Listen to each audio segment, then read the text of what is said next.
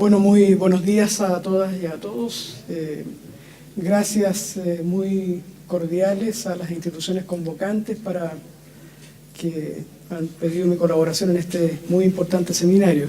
A mí me parece interesantísimas las presentaciones que pude escuchar hasta ahora y me parece también muy interesante y desafiante que se trate del primer seminario, vale decir que habrá otros y cada vez mejores seguramente, ¿ya? Así que muy bien. ¿Qué pretendo hacer yo?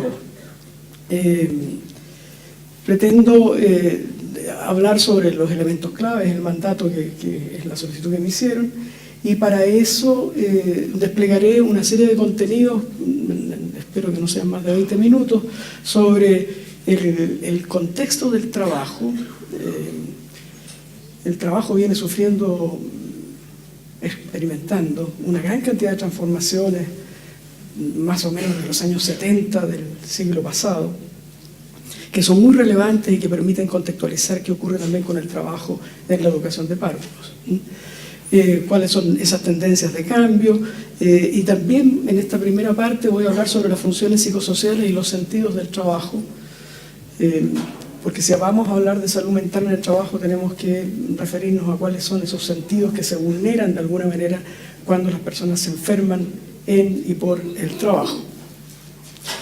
Luego nos referiremos al trabajo más en detalle y sus connotaciones en salud mental, su condición de ser a la vez garante o facilitador de la salud, pero también de la enfermedad, ¿ya? Y vamos a enumerar o mencionar algunos factores de riesgo, y después cerraremos hablando respecto de cuáles son las demandas más específicas de exigencias del lugar de trabajo en la educación parvularia. Mi predecesor puso bastante foco sobre ese tema, me parece muy interesante. Hay una especificidad del trabajo de la educación parvularia a la que nos referiremos también. Entonces, respecto del trabajo y sus transformaciones, el trabajo industrial típico desde mediados del siglo XIX en adelante hasta bien entrado el siglo XX fue el trabajo prototípico, ¿no? Pero distintas modificaciones, el desarrollo del capitalismo, el desarrollo de las nuevas tecnologías, en fin, modificaciones de diversa índole han hecho que el trabajo vaya cambiando de faz. Obviamente siguen existiendo y son muy relevantes los trabajos del tipo industrial, pero si miramos los datos del INE en Chile o en el mundo, nos damos cuenta que el trabajo ha ido cambiando progresivamente. Cada vez son más las personas que trabajan en sectores de servicios, y ahí está ejemplificado en último lugar el trabajo en la educación de párvulos. Es un trabajo típico de servicios. El trabajo de servicios tiene una serie de elementos que lo hacen característico y distinto del trabajo en producción de otro tipo de productos. Uno de ellos, una de las distinciones más fundamentales que dice en relación con el trabajo en servicios en general, es que quien trabaja en servicios es el que provee el producto. Es decir, en el acto de trabajar se está haciendo el producto, entre comillas obviamente, ¿ya? Un trabajador industrial hace algo sobre objetos y su objeto de trabajo dice que después sigue en una cadena de montaje, pero en cambio aquí el acto de trabajar es el servicio mismo, es un mismo momento. El criterio de calidad, por ejemplo, está implicado ahí en el momento mismo, ¿no? No es algo que vaya a inspeccionar a alguien después, ¿no? En fin, hay una serie de connotaciones del trabajo de servicio que son propias obviamente del trabajo en educación de párvulos. Estas transformaciones del trabajo han tenido efectos de distinto orden. Algunos de ellos están enumerados acá y dan cuenta en forma sintética de estas transformaciones. Por una parte, las nuevas condiciones del trabajo en general en el mundo, pero también en nuestra realidad, han tendido a intensificar las jornadas de trabajo. Vale decir, aquello que se hacía en un lapso de tiempo X, hoy día se hace en un lapso de tiempo menor. aquello que se hacía a una velocidad, por lo tanto X hoy día tiende a aumentarse la velocidad. Escuchábamos recién los índices, los coeficientes, por ejemplo, en educación parvularia, dan cuenta de eso. Hay una tendencia general del nuevo management, del cual un jardín infantil no se escapa, ¿ya?, que dice relación con hacer más con menos o hacer más eficiente el tiempo, ¿ya? Y eso termina en una intensificación del ritmo de trabajo, vale decir, de la carga de trabajo. Y a veces también con la extensión de las jornadas de trabajo. No tal vez de la jornada de trabajo formal, ¿ya?, pero asumimos que, por ejemplo, en el caso chileno, tal vez no conozco las cifras, pero sería interesante verlo, desde la modificación de la jornada laboral del año 2005, ¿no es cierto?, a 45 horas, habría que ver si efectivamente la gente dejó de trabajar las horas. No, lo que al menos a mí me tocó ver de cerca es que muchos trabajadores optaban por ampliar su jornada con otro tipo de trabajos adicionales, de manera tal de mantener niveles de ingreso o de consumo o aumentarlos, ¿vale? Es decir, esta intensificación del trabajo va acompañada a veces también de esta extensión de la jornada laboral. Cuando no se extiende también por vías indirectas, como por ejemplo las horas de transporte, que en el caso de las grandes ciudades es realmente crítico. Entonces, por una parte tenemos esa intensificación y extensión de las jornadas de trabajo, la demanda mayor de funciones psíquicas y cognitivas, ¿sí? Cuando hablamos de funciones psíquicas y cognitivas hacemos una distinción entre las demandas psicológicas de las que ya se habló acá. O sea, hacemos una distinción entre aquellas que son más bien de tipo cognitivo-mental, manejar datos, manejar máquinas complejas, etcétera, etcétera, ¿ya?, instrucciones, circulares, cómo hacer las cosas, procedimientos, ¿ya?, que exigen cada vez mayor escolaridad y calificación por parte de los trabajadores y trabajadoras, pero también funciones psíquicas, vale decir, compromisos socioafectivos por parte de los trabajadores, ¿ya?, lo que se ha denominado por ahí el compromiso, el engagement, en fin, el tipo de compromiso, como digo, más allá de la mera ejecución del trabajo, ¿no?, que se exige más frecuentemente ahora. Por lo tanto, a la fatiga física, que era tan típica del trabajo de la sociedad industrial, se agrega, lamentablemente no se reemplaza, una mayor fatiga mental. Aparece en todas estas transformaciones del trabajo desde los años 70, 80 del siglo pasado, cada vez más el trabajo emocional. ¿Qué se entiende por trabajo emocional? El trabajo emocional es aquella demanda creciente a los trabajadores y trabajadoras de, por una parte, ocultar su emoción verdadera, pero por otra parte, y tanto o más grave o demandante, es actuar la emoción correcta, ¿sí? Una cosa es contener emociones, pero otra cosa es actuar la emoción correcta. Y vaya, en el jardín infantil hay que estar permanentemente actuando la emoción correcta, ¿ya? Una puede enojarse con un niño, pero la forma como tratar eso tiene que ser emitiendo la emoción correcta, ¿ya?, actuando la emoción correcta. Entonces el trabajo emocional es, como digo, lo estoy hablando ahora específicamente respecto a la educación parvularia, pero obviamente es algo que se ha extendido en todas las actividades de servicios que son hoy día tan extendidas en nuestra economía. La gente lo que hace es un trabajo cara a cara. El mejor ejemplo, que es de caricatura, pero vale la pena mencionarlo precisamente por ser un extremo, es el trabajo en un call center, ¿ya?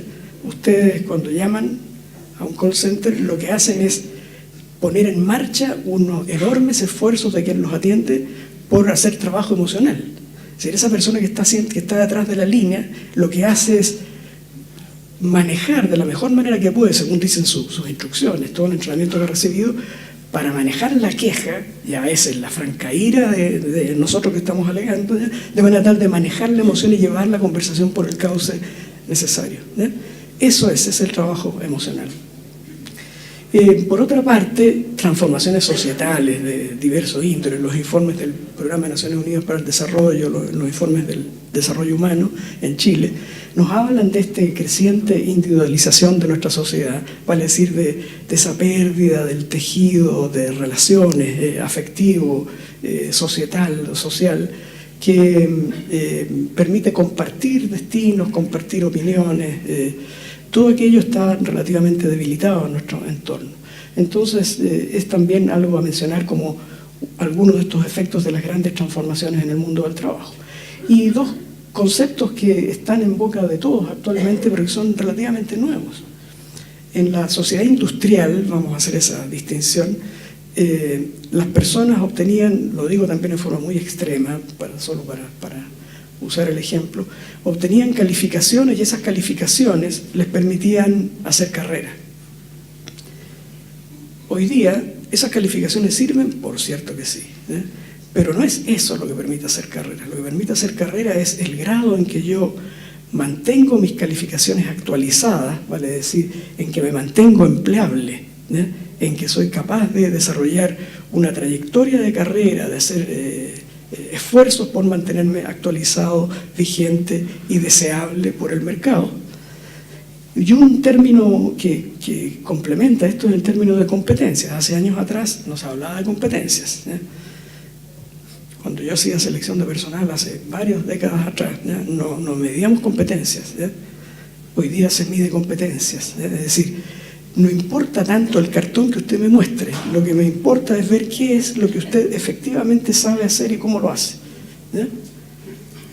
Ah, mire, tiene este currículum, qué interesante. A ver, veamos dónde las papas queman, para decirlo de esa manera, si es o no capaz de resolver tales y cuales situaciones o cómo lo hace.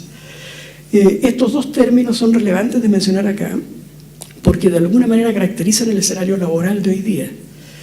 Lo que hoy día a todos se nos demanda no es que estemos formados de determinada manera, sino que seamos capaces de mantener nuestra, como digo, empleabilidad, que exhibamos niveles de competencias, y eso en términos de resultados tiene como efecto una sobre o mayor responsabilización del trabajador. Lo digo de nuevo como en caricatura porque esto nunca es así, ¿no es cierto? Pero hace varias décadas atrás el trabajador entraba al mercado de trabajo y teniendo sus títulos, su formación, tenía el mercado relativamente abierto. Hoy día no basta eso, ¿ya? Por lo tanto son tareas individuales que yo debo asumir. Claro, hay algunas organizaciones, empresas que acompañan al trabajador y hacen lo posible por mantenerlo actualizado, empleable, ¿ya? Por mejorar sus competencias. Pero las más de las veces es una tarea individualizada. Ustedes tienen que hacer eso, ¿sí? Con esto describimos un poco algunas tendencias de cambio. Esas tendencias de cambio afectan lo que aquí también se mencionó, ¿no es cierto? Tanto la carga física de trabajo, ¿no?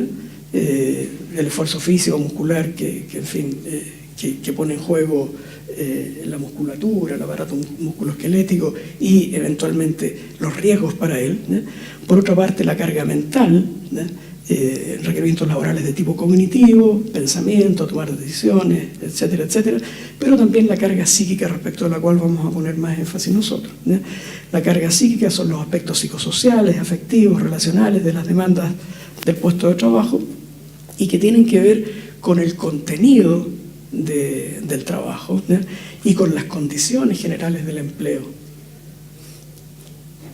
Estas son las variables de contexto que permiten ver en qué medida las funciones que se le asignan, las funciones sociales que se le asignan al trabajo en este escenario de demandas diversas están siendo cumplidas, ¿no? Entonces, algunas funciones significativas, algunas funciones positivas del trabajo, porque obviamente, digámoslo, sobra decirlo, pero lo reitero, el trabajo evidentemente no lo desempeñamos solo como un medio para sobrevivir, sino que cumple una serie de funciones sociales.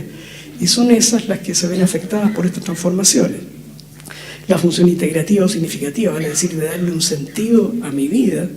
El trabajo ha sido central en la construcción de los sujetos modernos, de las personas durante el siglo XX y gran parte de lo que va en el siglo XXI.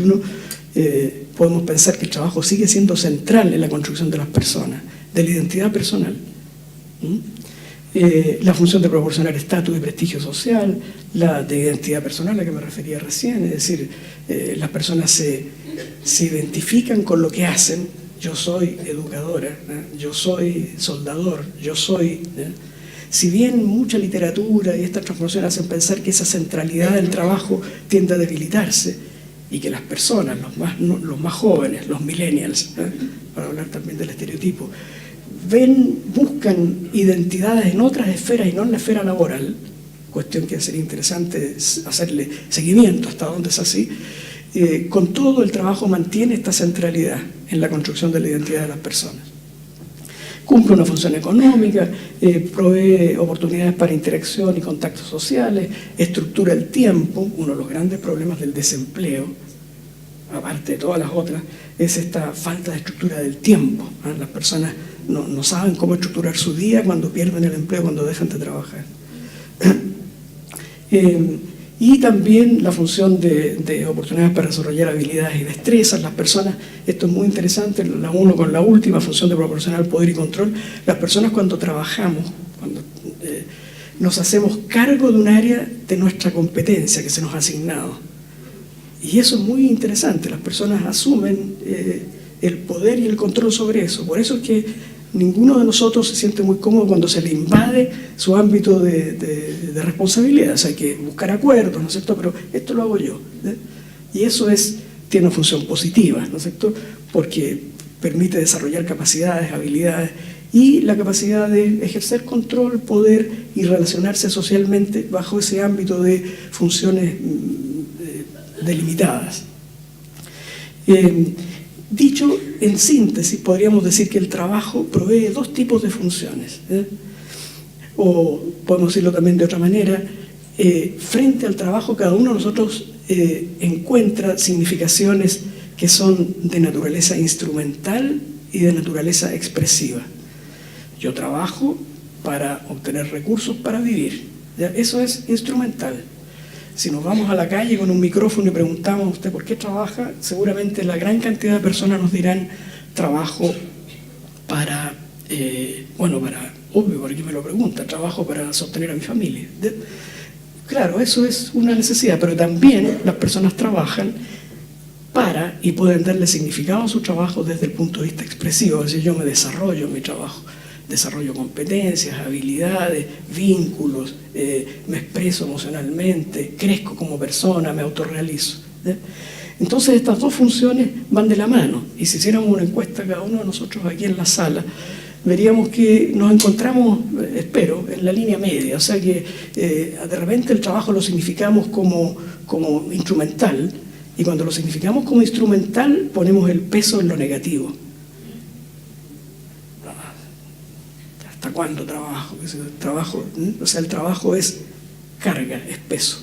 Cuando ponemos el foco en lo expresivo, entonces el trabajo es interesantísimo, estoy aprendiendo cosas nuevas, he conocido gente nueva, etcétera, etcétera. ¿Sí? Entonces uno podría decir que el trabajo, cuando los significados del trabajo se ubican más bien en este lado del polo, el trabajo pasa a carecer de sentido, se relevan los aspectos de la sobrecarga física, mental, el sufrimiento en el trabajo, lo paso mal en el trabajo. Por lo tanto, cuando los sentidos instrumentales del trabajo son los que predominan, se está más cerca, y esto es una mala noticia para quienes no lo sabían, pero la palabra trabajo tiene como origen etimológico tripalium, y tripalium es una palabra latina antigua que significa un procedimiento de tortura. ¿Ya?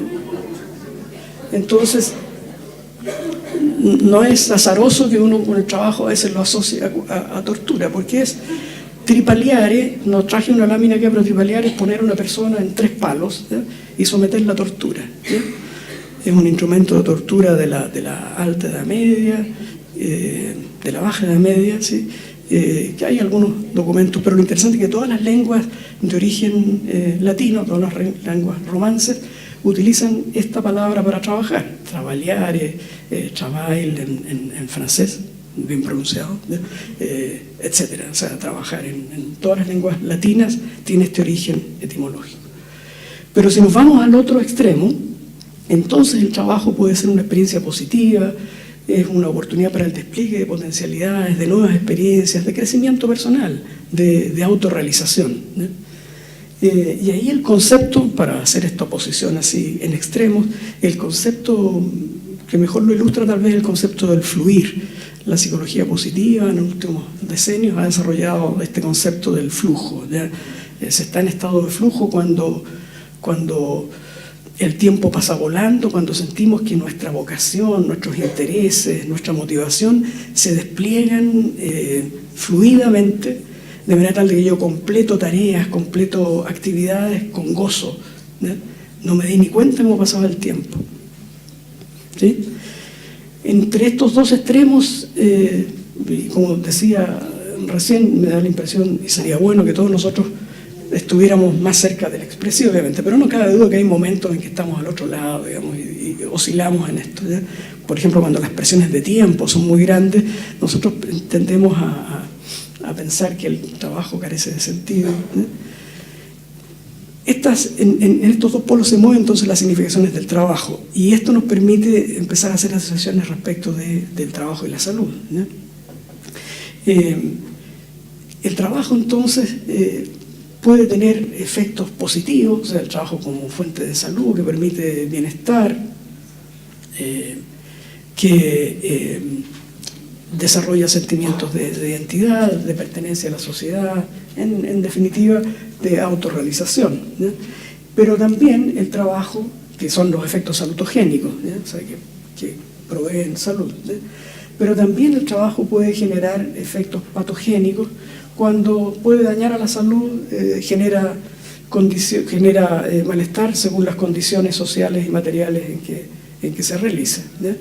Interesante, según las condiciones sociales y materiales. Es decir, hay entornos, entre comillas también tóxicos, ¿ya? Porque condiciones medioambientales así lo hacen, ¿ya? Así lo determinan, pero hay también, como hoy día la literatura habla de ambientes tóxicos laborales, para referirse más bien a que las condiciones sociales del trabajo no son las ideales, o son francamente dañinas. Entonces, para moverse en estos dos polos, un factor que determina el movimiento en estos dos polos, tal vez el más relevante cuando se habla de salud mental, es el estrés, ¿ya? El estrés tiene estos dos caminos. Puede ser un camino, ¿no es cierto?, positivo. Cualquier acontecimiento en el trabajo que rompa un continuo, que rompa el nivel de equilibrio, puede ser estresante, ¿ya? Pero el estrés no es intrínsecamente negativo. Cuando uno evalúa la amenaza diciendo que esto es más de lo que puedo hacer, entonces eso del estrés se convierte en estrés negativo, que se llama distrés. En la literatura más especializada se llama distrés a este, ¿ya? En cambio, el estrés positivo es ocurre cuando nos enfrentamos a una amenaza, a un desafío, pero en que yo movilizo todas mis capacidades de modo tal de resolverlas. Entonces ahí se habla del estrés positivo o eustrés, ¿ya? Ese estrés positivo es el que hace que, como decía, movilice todas mis capacidades de modo tal de tener éxito en una tarea o enfrentar una tarea, ¿no? El estrés no es una enfermedad para nada, ¿no es cierto? El estrés es un mecanismo fisiológico, ¿ya? Y que también se vive psicológicamente, fenomenológicamente las personas lo experimentamos de determinada manera, pero que es un gran recurso con el que contamos. El ejemplo que tal vez siempre se pone, pero que a mí me parece interesante, es de que nada mejor para una cebra en la sabana africana que disponer del mecanismo de estrés, que le permite ver a la distancia al león y evaluar, ¿ya? ¿Qué hago? ¿Arranco o lucho? ¿Ya? Por lo tanto, es un mecanismo de sobrevivencia. Lo que se transforma en enfermedad es el distrés sostenido, ¿ya? Cuando me mantengo en esta condición de amenaza, ¿ya? Esto es más de lo que puedo hacer, ¿ya? Y entonces la respuesta es el pánico, el congelamiento, el desgaste, la fatiga, ¿ya? Pero en este otro lado, aquí hay excitación, hay movilización de los recursos para superar la tarea. Yo no quisiera, creo que ustedes tampoco, un un cirujano que los vaya a operar a ustedes y que no tenga un nivel de estrés suficiente para hacer bien su tarea, ¿ya? Es decir, que tiene que aplicar todo lo que sabe, ¿ya? Eso es. Entonces, el estrés está a la base de los trastornos de salud mental en el trabajo. El que moviliza es el gran vector de enfermedades, pero no solamente de origen de carácter mental. También el estrés nos produce daño, ¿no es cierto?, musculoesquelético, ¿no?, pero fundamentalmente de orden mental, vamos a decir ahora, ¿no? Y si uno piensa en el trabajo, en la educación de párvulos, ¿no?, ¿cuáles son los riesgos más relevantes, los estresores más relevantes? Entonces, en primer lugar, digamos que el trabajo, tal como se dijo en la presentación anterior, muy interesantemente, el trabajo de los educadores de párvulos tiene riesgos posturales, ergonómicos, de toda orden, ¿no?, que no lo hacen muy distinto de muchas otras tareas, ¿no? Demandas cognitivas, físicas, presión de tiempo, compatibilizar el mundo del trabajo con otras esferas de la vida, que es enormemente relevante en el caso de la educación de párvulos, dado que, como se dijo acá y como es de público conocimiento, la gran mayoría de trabajadoras son mujeres, ¿ya? Y las mujeres, desde el industrialismo en adelante, han ido saliendo progresivamente al mundo del trabajo, pero sin dejar el mundo de la economía reproductiva a su cargo, ¿ya? Si hubiera sido un reemplazo, tal vez sería bien, pero no ha sido así, ¿no es cierto? Todos lo saben aquí, todos los aquí presentes. Por lo tanto, esta es una sobrecarga, ¿ya? Entonces, esos son estresores que son comunes a muchos trabajos, en específico a los trabajos que desarrollan las mujeres, como digo, el tema de la sobrecarga, que en el caso del protocolo de vigilancia de los riesgos psicosociales se ha denominado doble presencia, ¿ya? Pero el tipo de estresor sobre el cual quisiera poner acento es la de alta demanda social y de implicación emocional con los niños que aquí se da. Ya se dijo, se trata de niños, pero aún más de niños en gran proporción, en gran medida, de poblaciones vulnerables, ¿vale? Es decir, el compromiso del personal del jardín, de la sala cuna, es un compromiso mayor, ¿ya? Tiene que suplir necesidades que el niño probablemente no está satisfaciendo en su hogar, ¿ya? Por lo tanto, una demanda muy alta. Entonces nos topamos aquí con un problema serio, y es de que la educación de párvulos, así como otras tareas, tienen riesgos inherentes que son insalvables, ¿eh? Entonces no podemos hacer ninguna solución que evite confrontar ese riesgo de alguna manera. Y aquí vienen las dificultades, cómo hacerlo, es decir, cómo de eso que es un factor inherente al puesto de trabajo, al lugar de trabajo, podemos levantar, podemos construir algunos tipos de barreras que lo controlen este riesgo y que aún más puedan convertirlo, ese riesgo, en un factor de protección. Entonces, para plantear esa forma de afrontar esta situación en los 3 minutos que deben quedar, ¿no?, voy a plantear esto como una base. El entorno del trabajo es socialmente construido. Eso es muy relevante, no es una condición natural, no es algo inamovible, lo construimos entre todos, desde los ingenieros que diseñan un puesto de trabajo y los métodos, ¿no es cierto?, hasta la persona que está trabajando en él. Todo eso es una construcción social, ¿ya? Y ahí hay riesgos para la salud. La organización del trabajo, el contenido del trabajo y las relaciones sociales son entonces resultado de una construcción social. Y obviamente las características personales tienen un peso en si las personas van a enfermar o cómo enfrentan esos riesgos. Pero de ahí a pensar que la alternativa única es el autocuidado individual, hay un error, ¿ya? Por cierto, hay que recomendar el autocuidado, ¿ya?, atender a las condiciones de trabajo. Pero no se trata que las personas se enfermen porque tienen la piel no suficientemente gruesa. ¿Me explico? O sea, lo que hay que hacer es que las personas sean más resistentes.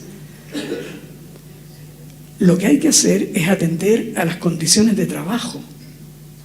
y ver en qué medida esas condiciones de trabajo pueden ser removidas, modificadas de manera tal de propiciar ambientes más saludables. Vuelvo atrás porque quiero decirlo de nuevo porque esto me parece muy importante. No es que haya que decir no al autocuidado, pero hay que decir eso es insuficiente, porque yo a una persona la puedo entrenar para que tenga la piel más dura frente al estrés, sea resistente al estrés. De hecho, los psicólogos seleccionamos gente que sea resistente al estrés, lo que es un contrasentido muy grande. Lo que deberíamos hacer es promover que las organizaciones tengan puestos de trabajo que no sean estresantes, ¿eh? Pero es difícil, ¿eh? Entonces lo que hay que hacer es atender a las condiciones de trabajo, ¿eh? Entonces, si bien hay predisposiciones personales, hay capacidades y recursos distintos, hay que atender a esas condiciones, ¿ya? Y atender al entorno laboral, ¿ya? Sí, entonces al autocuidado colectivo de grupos que identifiquen las causas de los problemas y que actúen preventivamente, ¿ya? Generar en el ambiente del jardín, de la sala cuna, esa instancia de conversación que nos permite hablar de cómo estamos trabajando, de cómo estamos organizando el trabajo, de manera tal de buscar alternativas de solución. Quienes más saben cómo mejorar las condiciones, y esto se está viendo muy claramente en el marco del protocolo de vigilancia y riesgos psicosociales, son los propios trabajadores, los que sugieren, mira, esto hagámoslo mejor así y no así, ¿eh? Propongamos medidas de cambio. Entonces, ¿cuáles son los ámbitos de acción cómo convertir esta situación en factores protectores? Bueno, algunas cuestiones más o menos obvias. Hay que analizar muy bien las demandas del puesto de trabajo y los recursos disponibles. Interesantísimo participar en la toma de decisiones pertinentes al quehacer de cada persona en el equipo, es decir, que las personas tengan incumbencia en aquello que va a marcar su ritmo de trabajo, su contenido de trabajo, las innovaciones que haya que introducir. Generar espacios de autonomía decisional. Las personas requerimos en nuestro puesto de trabajo tener un espacio, como decía, en el cual nosotros tomamos decisiones. Podemos modificar el ritmo, el contenido, en fin, aspectos que sean propios y que estén bajo mi control y dominio, que yo pueda organizar. Clarificar los roles, obviamente, para evitar el conflicto y ambigüedad de rol, pero quisiera poner el foco sobre el fortalecimiento del apoyo social de pares superiores, ¿ya? Este apoyo social que es de pares y superiores y además es apoyo instrumental, vale decir, ayúdame a mover un mueble, ¿ya? ¿Sí? Y apoyo afectivo, ¿qué te pasa? ¿Ya? ¿Cómo te ayudo en el estado, la situación que estás viviendo, en la decisión que tienes que tomar? ¿Ya? O sea, un apoyo instrumental, que en un trabajador industrial sería pásame el martillo, ¿ya? Pero también, compadre, ¿qué le pasa? ¿Ya? ¿Sí? Todos los espacios de apoyo social contribuyen a satisfacer necesidades de afiliación, de afecto, proveen identidad, pertenencia, generan autoestima, en fin. Entonces, por lo tanto, todo lo que sea posible en avanzar en generar espacios de conversación. Claro, reconozco que aquí estoy pillándome la cola. Dije al principio que había intensificación del trabajo, ¿ya? ¿Dónde entonces generar los espacios para la conversación? No sé, ¿ya? Habrá que ser creativo y hacerlo, ¿ya? Y claro, y no porque esté al final es el menos importante, el reconocimiento. Nos movemos en el trabajo porque a veces nos proveemos reconocimiento nosotros mismos, que bien me quedó esto, ¿eh? Pero no nos engañemos, nos movemos en gran parte porque otros, no solo el jefe, también mis compañeros me dan reconocimiento, ¿eh? Me dicen que bien, que bueno, ¿eh? O sea, me están confirmando permanentemente en que soy un trabajador que podría incluso hasta cometer errores, pero está haciendo intentos por superarlo, que pone su esfuerzo y su compromiso por hacerlo. Esto es una suerte de recetario, difícil de aplicar, pero eso es la idea. O sea, cuando se estudian los riesgos psicosociales en el trabajo, esto es, ¿ya? La gente se enferma, no solo, y ese es el gran avance que estamos teniendo a nivel de país, que está desarrollándose, está poniéndose en marcha como política pública, salud ocupacional, un protocolo de vigilancia de riesgos psicosociales, que nos dice, atención a estos riesgos, son tanto o más importantes que los riesgos que, por suerte, en Chile están en gran medida bajo control, hay mucha política al respecto, que son los riesgos físico-ambientales de otra naturaleza. pero la emergencia de estos riesgos psicosociales tiene el efecto fundamental de intentar incidir sobre la alta incidencia, sobre la alta cuota de enfermedades laborales de origen mental, de las que se mostraron algunas cifras hace un rato atrás. Interesante la cantidad de licencias médicas de origen laboral de salud mental en el ámbito de la educación de párvulos. A ella podemos incidir en esa alta incidencia, podemos bajar esas cifras en la medida que actuemos previniendo el riesgo de enfermedad mental. Eso es lo que tenía que decirles. Muchas gracias.